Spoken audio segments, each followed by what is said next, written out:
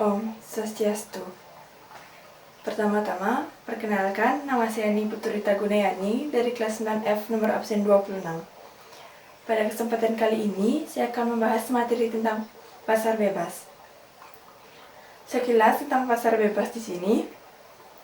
Yang pertama, ada pengertian pasar bebas. Yang kedua, ciri-ciri pasar bebas. Yang ketiga, faktor yang mempengaruhi pasar bebas. Yang keempat, dampak positif dan dampak negatif terjadinya pasar bebas. Dan yang terakhir, macam-macam organisasi yang ada di pasar bebas. Pertama, pengertian pasar bebas. Pasar bebas atau dikenal juga dengan perdagangan bebas adalah kebijakan pemerintah di mana pemerintah tidak melakukan diskriminasi terhadap impor dan ekspor. Kebijakan pemerintah dalam mempromosikan hal-hal sebagai berikut. Pertama, pedagang barang tanpa pajak atau hambatan pedagang lainnya. Yang kedua, perdagangan jasa tanpa pajak atau hambatan pedagang lainnya.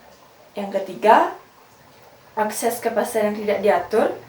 Yang keempat, akses informasi yang tidak diatur. Saya lanjutkan ke ciri-ciri pasar bebas. Ciri-ciri pasar bebas secara umum adalah: pertama, di mana pasar bebas, masyarakat, seseorang atau pengusaha tidak dapat menata dan memiliki sumber-sumber produksi. Yang kedua, adanya persaingan antar pengusaha untuk meningkatkan keuntungan optimal. Yang ketiga, negara tidak campur tangan dalam pasar bebas. Saya lanjutkan ke faktor-faktor yang mempengaruhi keberhasilan pasar bebas. Di sini terdapat 3 faktor utama, yaitu: 1. Kualitas sumber daya alam. Yang kedua, ilmu pengetahuan dan teknologi. Yang ketiga, prasarana. Di sini ada juga dampak positif dan dampak negatif pasar bebas. Saya awali dengan dampak positif. Dampak positif di sini ada 7, yaitu: di dalam pasar bebas cenderung meningkatkan ekonomi negara. Yang kedua, pada umumnya kegiatan produksi dalam negeri meningkat secara kualitas dan kuantitas. Yang ketiga, dapat menambahkan devisa negara. Yang keempat, bisa mendorong kemajuan ilmu pengetahuan dan teknologi. Yang kelima, pasar bebas melancarkan impor sehingga keuntungan negara meningkat. Sedangkan yang keenam, lapangan kerja masyarakat cenderung terbuka. Dan yang terakhir, hubungan persaudaraan dan kerjasama antar negara semakin erat. Nah, itu tadi dampak positif. Di sini juga ada dampak negatifnya, terdiri dari 4, yaitu: yang pertama, masuknya barang impor yang murah dapat mengganggu produksi dan distribusi industri dalam negeri sehingga memicu kerugian besar. Yang kedua, negara-negara tertentu akan mengalami ketergantungan terhadap negara maju. Dan ketiga, di dalam pasar bebas cenderung terdapat persaingan yang tidak sehat. Dan yang terakhir, jika suatu negara tidak mampu bersaing, ada kemungkinan pertumbuhan ekonomi negara melemah dan pengangguran bertambah. Baik, kita lanjutkan ke organisasi-organisasi yang ada di perdagangan bebas. Yang pertama, di sini ada latar belakang pembentukan MEA, AFTA, APEC, MEE, dan WTO. Pertama, yaitu MEA. MEA disebut juga dengan Masyarakat Ekonomi ASEAN, adalah suatu bentuk integrasi ekonomi dengan cara membentuk sistem perdagangan bebas antara negara-negara anggota ASEAN. Pembentukan MEA diawali dengan para pemimpin ASEAN dalam konferensi tingkat tinggi atau disebut juga dengan KTT pada bulan Desember 1997 di Kuala Lumpur, Malaysia.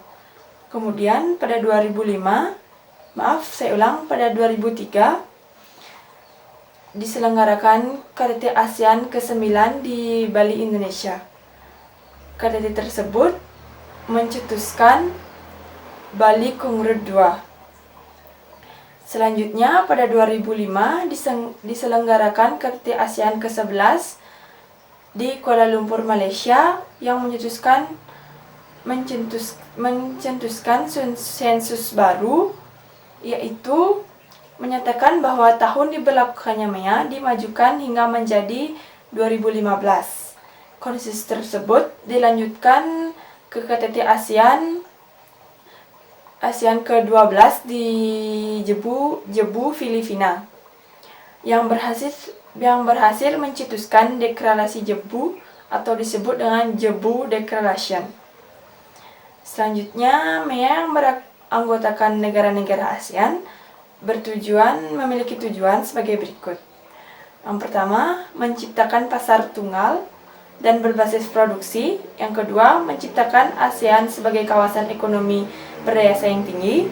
Yang ketiga, menjadikan ASEAN sebagai kawasan dengan pembangunan ekonomi yang merata. Dan yang keempat, mengintegrasikan ekonomi kawasan dengan ekonomi global.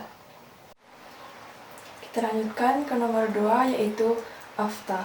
AFTA disebut juga dengan ASEAN Free Trade Area atau kawasan perdagangan bebas di Asia Tenggara, yang dibentuk dalam KTT ASEAN keempat pada tahun 1992 di Singapura. Organisasi ini dianggap perlu dalam rangka meningkatkan daya saing ekonomi kawasan regional Asia yang direncanakan tercapai dalam waktu 9 tahun, yakni dari tahun 1993 sampai 2002. Rencana ini dijalankan dengan cara penghapusan biaya tarif atau bea masuk sebesar 0,5% maupun biaya tarif bagi negara-negara anggota ASEAN. AFTA dibentuk oleh negara-negara ASEAN dengan tujuan pertama, meningkatkan daya saing ekonomi negara-negara ASEAN dengan menjadikan ASEAN sebagai basis produksi pasar dunia. Yang kedua, berusaha menarik investor asing. Yang ketiga, meningkatkan perdagangan antar anggota ASEAN. Jadi di AFTA ini juga terdapat keuntungan dan kerugian. Keuntungannya di antara 1. Penyebaran kebudayaan akan semakin mudah. 2. Lapangan kerja akan meningkat. 3. Hubungan antar negara akan semakin erat. Dan yang keempat, ekonomi suatu negara dan daerah akan meningkat. Kelemahannya adalah kegagalan bersaing dengan pekerja dari negara asing. Yang kedua, mudahnya paham-paham yang tidak sesuai masuk. Yang ketiga, budaya yang kurang baik akan mudah masuk pula.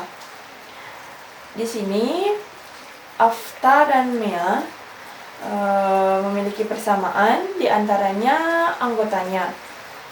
Anggota AFTA dan MEA yaitu Myanmar, Thailand, Kamboja, Laos, Vietnam, Malaysia, Singapura, Filipina, Brunei Darussalam, dan Indonesia. Baik, kita lanjutkan ke nomor 3, yaitu APEC. APEC atau Asia Pacific Economic Cooperation. Di sini perubahan Uni Soviet dan Eropa Timur merupakan salah satu latar belakang terbentuknya APEC. Organisasi APEC diprakarsai oleh Perdana Menteri Australia yang bernama Bob Hawke ketika berpidato di Seoul pada November 1989. Pada akhir tahun 1989, 12 negara yang hadir di Canberra sepakat mendirikan APEC. Sampai saat ini, APEC memiliki anggota yaitu Australia, Brunei Darussalam, Kanada, Indonesia, Jepang, Korea Selatan, Malaysia, Selandia Baru, Filipina, Singapura, Thailand, Amerika Serikat, Tiongkok, Taiwan, Hong Kong, Meksiko, Papua Nugini, Chili, Peru, Rusia, Vietnam, Mongolia, China, dan New Zealand. Pembentukan kerjasama di APEC disepakati berdasarkan beberapa prinsip, yaitu yang pertama, konsensus. Artinya, dalam semua keputusan di APEC harus disepakati oleh semua anggota dan bermanfaat bagi anggota itu sendiri. Yang kedua, voluntary. Artinya, semua kesepakatan dalam forum APEC dilakukan secara sukarela atau tidak mengikat. Yang ketiga, yang ketiga, concorded, yaitu pelaksanaan keputusan dilakukan secara bersama-sama sesuai dengan kemampuan tiap anggota. Dan yang terakhir, differentiated, artinya setiap anggota negara berekonomian maju diharapkan melakukan liberalisasi terlebih dahulu. Di sini tujuan pembentukan APEC ada 6, diantaranya 1. Meningkatkan kesejahteraan dan pertumbuhan ekonomi di kawasan Asia Pasifik. Yang kedua, memperjuangkan kepentingan ekonomi di kawasan Asia Pasifik. Yang ketiga, tempat usaha negara maju untuk membantu negara berkembang. Yang keempat, meningkatkan perdagangan dan investasi antar anggota. Yang kelima, menjalankan kebijakan ekonomi secara sehat dengan tingkat inflasi rendah. Dan yang terakhir, mengurangi dan mengatasi sengketa ekonomi perdagangan. Kita lanjutkan ke nomor 4, yaitu MEE. Masyarakat Ekonomi Eropa atau disebut juga dengan Uni Eropa. Sejak berakhirnya Perang Dunia Kedua, Eropa mengalami perpecahan dan kemiskinan. Usaha untuk menyatukan Eropa kembali sudah dilakukan, namun keberhasilannya tergantung pada dua negara besar, yaitu Perancis dan Jerman Barat. Keinginan Maurice Schuman untuk mewujudkan atau menyatukan baja dan batu bara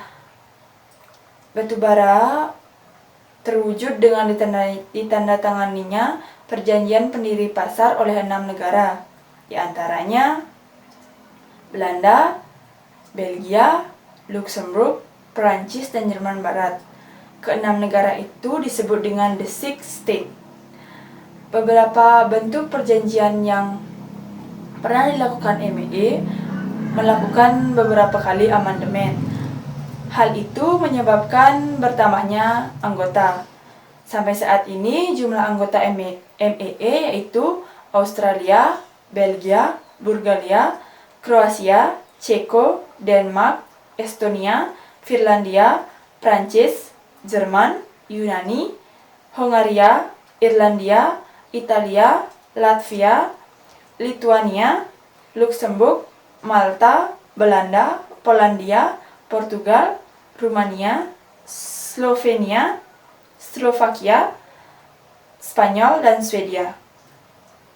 Tujuan MEE di sini ada 4, diantaranya integrasi Eropa dengan cara menjalin kerjasama ekonomi. Yang kedua, memajukan perdagangan dan menjalin adanya persaingan bebas. Yang ketiga, menghapuskan semua rintangan yang menghambat lajunya perdagangan internasional. Yang keempat, meluaskan hubungan dengan negara-negara selain anggota MEE. MEE juga mengalami kelebihan dan kelemahan. Kelebihannya di sini adalah meningkatkan persediaan bahan baku murah. Kedua, meningkatkan perjualan dan keuntungan dengan memanfaatkan peluang pasar baru. Yang ketiga, meningkatkan daya saing. Dan kelemahannya ini ada 2, yaitu kualitas dalam berkomunikasi karena adanya perbedaan bahasa, geografi, dan sebagainya. Yang kedua, sulit menganalisis persaingan masa kini dan masa depan. Saya lanjutkan ke organisasi yang nomor 5, yaitu WTO atau World Tender Organization. Organisasi WTO dibentuk pada tanggal 1 Januari 1995 untuk menggantikan GATT. WTO terbentuk setelah dilakukannya perundingan putaran Uruguay pada tahun 1986 sampai 1994. Putaran perundingan Uruguay mencakup semua bidang perdagangan.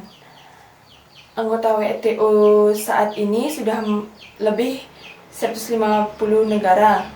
117 negara diantaranya berkembang. Tujuan WTO di sini, 1. Meningkatkan kesejahteraan negara-negara anggota melalui perdagangan bebas. Yang kedua, membantu produsen barang dan jasa serta eksportir dan importir dalam kegiatan perdagangan.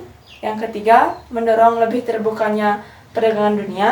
Yang keempat, menciptakan rangkaian aturan dan prinsip guna mengatur perdagangan internasional. Yang kelima, menyusun kewajiban anggota untuk menjalin berjalannya sistem internasional non-diskriminasi. Yang keenam, menyediakan forum untuk membicarakan isu-isu perdagangan internasional. Yang ketujuh, menyediakan mekanisme penyelesaian perdagangan internasional. WTO memiliki semua manfaat, di antaranya 1. Perdagangan multilateral mendorong terciptanya perdamaian. Yang kedua, persengketa antar negara diatasi secara konstruktif. Yang ketiga, peraturan yang seragam akan memudahkan perdagangan antar negara. Yang keempat, sistem perdagangan yang lebih baik mendorong terjadinya pengurangan tarif. Dan yang kelima, memberikan banyak pilihan atau produk dengan kualitas berbeda untuk konsumen. Yang keenam, meningkatkan pendapatan. Yang ketujuh, mendorong pertumbuhan ekonomi. Yang kedelapan, mendorong perdagangan berjalan lebih efisien. Yang kesembilan, negara anggota WTO akan terlindungi oleh praktek-praktek yang tidak sehat. Yang kesepuluh, mendorong terciptanya pemerintah yang bersih. Selesai sudah materi yang saya bahas hari ini. Apabila ada salah kata, saya mohon maaf. Semoga video ini bermanfaat bagi teman-teman semua. Saya tutup dengan Prameswari. Om Santi Santi Santi Om.